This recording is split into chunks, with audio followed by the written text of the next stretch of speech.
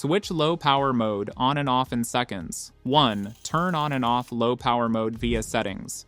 Open the settings app. Scroll down and tap on battery. Look for power mode. Here find low power mode. Tap the toggle switch to turn it on. The battery icon in the status bar will turn yellow, confirming it's enabled. To turn it off, tap the toggle switch. The battery icon will return to its normal color. 2.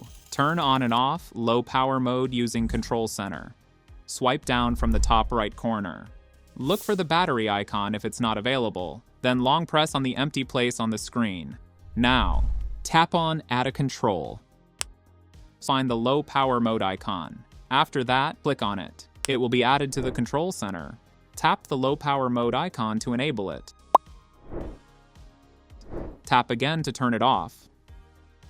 If your battery drops to 20% or lower, your iPhone will automatically suggest turning on low power mode. And that's it.